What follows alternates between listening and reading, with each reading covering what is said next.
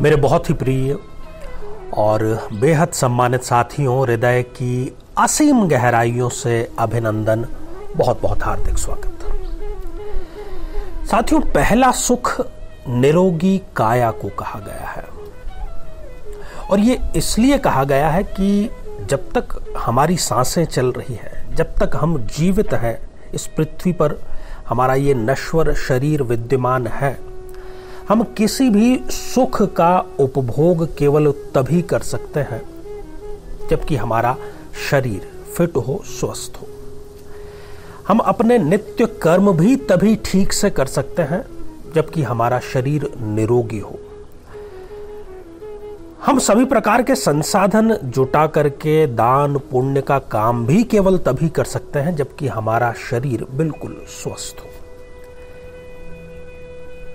परंतु चाहते ना चाहते हुए भी, चूंकि शरीर है, नश्वर तो है ही, समय समय पर इसमें कुछ व्याधियां, कुछ रोग हो ही जाते हैं।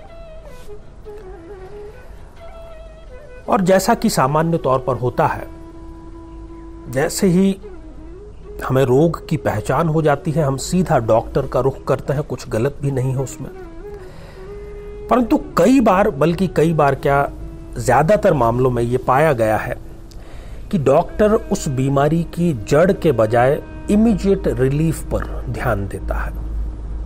वो दवाइयां लिखता है और जब तक हम उसका सेवन करते हैं तब तक हमें आराम मिलता है।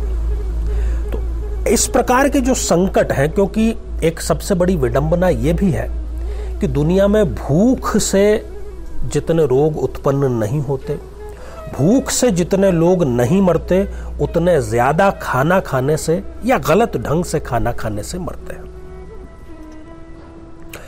और पाचन तंत्र और आंतों का ही एक बड़ा ही जो आम रोग है, जिसको कि हम पाइल्स या बवासीर के नाम से जानते हैं।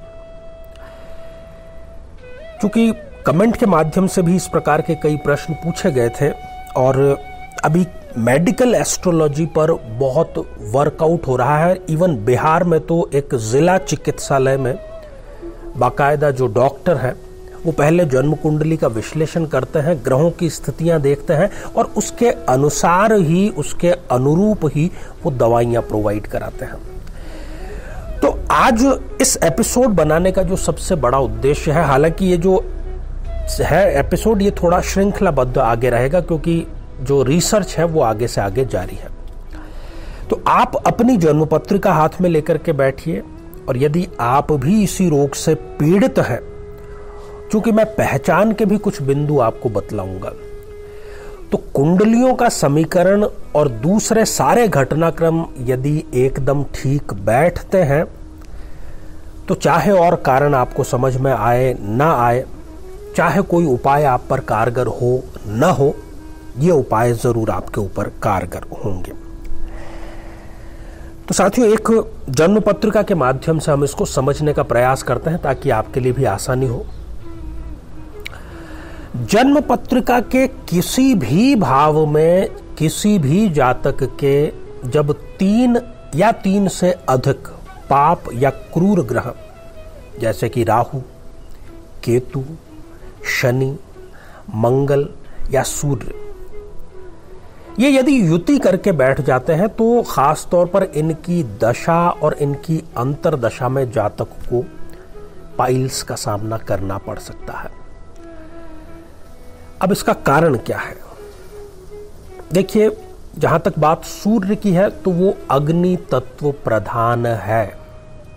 तो जब भी इस प्रकार का समीकरण होगा, ऐसा व्यक्ति तामसिक जो भोजन सामग्री है, जो मसालेदार भोजन सामग्री है, वो चाहते हुए भी छोड़ नहीं पाता है।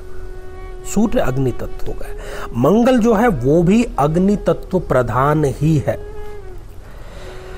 और शनि का जहां तक प्रश्न है, शनि किसी भी रोग को लंबा खींचने का कार्य करता है। शनि का कार्य ही यही है, शन है चले वही शनिश्चर। तो रोग एक बार हो गया शरीर में तो शनि का कार्य है, यदि उसका समीकरण बैठ रहा है तो वो उस रोग को लंबा खींचने का कार्य करता है। जब तक आप दवाई का सेवन करेंगे तब तक आपको रिलीफ मिलेगा और दवाई छोड़ते ही वापस से वो जो रोग है वो अपने चरम पर पहुंच जाएगा। राहु, साथियों, राहु का कार्य यह है कि उस रोग विशेष में आपको दर्द देता है और वो दर्द असहनीय दर्द होता है। राहु का कार्य है दर्द से संबंधित। और केतु, जब भी आंतों से संबंधित हमें विचार करना होता है तब हम केतु की स्थिति को देखते हैं। तो पूर्ण रूप से हम समअप कर दें कि 3 या 3 से अधिक पाप या क्रूर ग्रह यदि जन्म पत्रिका के किसी भी भाव में हो तो उनकी दशा अंतरदशा में व्यक्ति को पाइल्स का सामना करना पड़ता है। अब दूसरी चीज, 3 या 3 से अधिक पाप ग्रह यदि हैं तो ऐसे व्यक्ति को शारीरिक चोटें निरंतर लगती रहती है, बराबर लगती रहती है, एक के बाद एक दूसरी, और 1 से अधिक रोग ऐसे व्यक्ति को स्थायी रूप से हमेशा घेर कर रखते हैं। अपने पिता से प्रत्येक बात पर अनबन होती है, शायद ही कोई ऐसी बात हो जिस पर कि वो दोनों एक मत हो।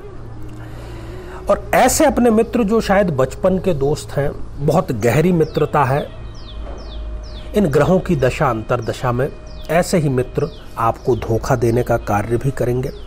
और ये पूरी दशा अत्यधिक तनावग्रस्त होकर के बीतने का कार्य करती है। जो कार्य आपको लग रहा है कि बस ये अब कल सुबह हो जाएगा, मीटिंग फाइनल है और इसमें तो किसी प्रकार की कोई दिक्कत तो है ही नहीं, उसमें ये 99.9% पे आकर के गाड़ी को आपके रोकने का कार्य करता है। और कुटुंबी जो जन है, हमारे ही जो परिवार के, जिनसे हमारे रक्त संबंध है, वो ही अपने परम शत्रु बन जाते हैं। और यदि गलती ये कर दें कि कुंडली मिलान करके विवाह नहीं किया है तो जीवन साथी के साथ में भी ये निरंतर विवाद देता है। अब यहां पर हमने समीकरण आपको बतला दिए साथियों, उसके पहचान बतला दी कि ये चीजें जीवन में होती रहती है। तो सबसे पहला तो जो आपके लिए सजेशन है वो यही है कि आप खान पान पर अपना कंट्रोल करें। गरम मसाला, मसालेदार या जो तेलीय वस्तुएं हैं, इसको आप बिल्कुल भी सेवन न करें।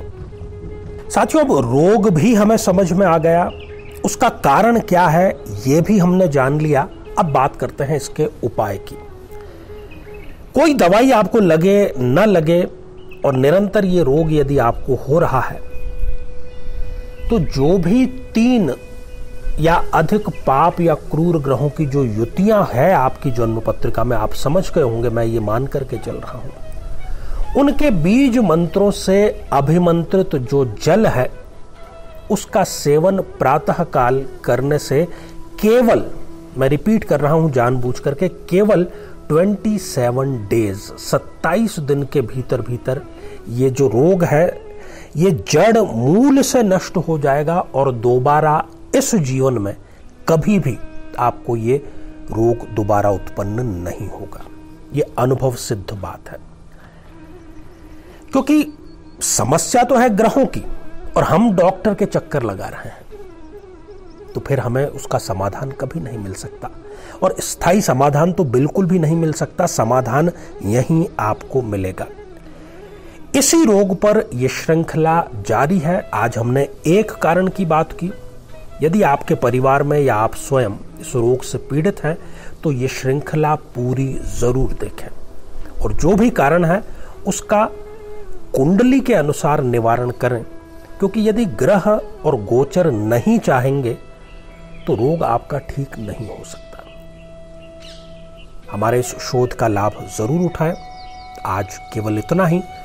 आप सभी स्वस्थ, समृद्ध और शांतिपूर्वक जीवन व्यतीत करें। नमस्कार।